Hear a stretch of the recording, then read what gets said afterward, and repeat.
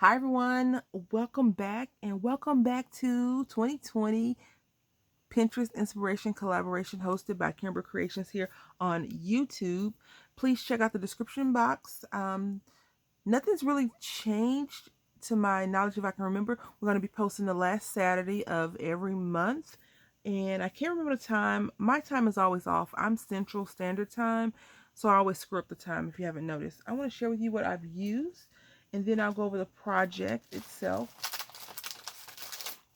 I used the Reese Thank You embossing folder, and it's called Thanks to Find if you really want it. I decided that I'm going to do embossing. I'm going to try to do embossing projects for the 12 months. So I use this EK Tools little heart, and I use the Martha Stewart punch, and then I use a ribbon from here, this ribbon right here.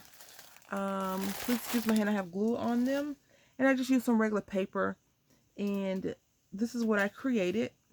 So what I did was I took some Distress Ink Wild Honey and Pink Raspberry, and I just kind of went through it, over it, and variegated. It's not the same on any of the cards. They all have a different little embossing going on with them.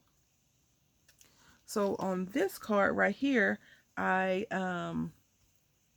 used a 5x7 card base, and I just took a sheet and cut it down to 5x7, and I put the ribbon back here because it's pink. I just wanted to kind of tie all the colors in. I left yellow out, I know. And then I paper punched those out and glued them on top. And then I have the little purple heart right there, and this is how that card looks. I did two of the 5x7, and so it's the same card just in different positions. If you notice, like, this is pink, yellow, pink, and then this is spotty, like little circle spots. So it's not all, it's the same thing, just different technique. Excuse the noise, Nicholas is trying to get in. And then I put the heart on this side. So that is that one, 5x7. And I was like, okay, you cut all this paper, you're gonna, and embossed and colored, you're gonna use the A2 size card. So this is this one, and it's on a yellow card base that I got from Michael's, and this is how this looks.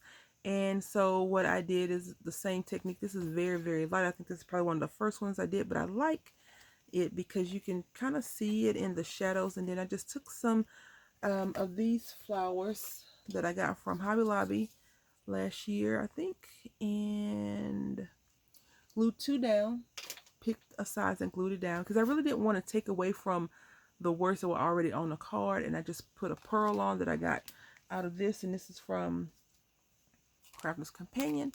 And then I did the same thing with this. So right here I used fabric tack glue on that one, and then on this one I used art glitter glue.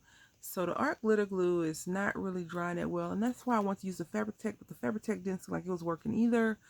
But nonetheless, these are the cards. Please check out the description box. Go over and check out everyone else's creations. I'm quite sure they created something super duper cool. I want to say thank you all for watching, and until next time, happy crafting.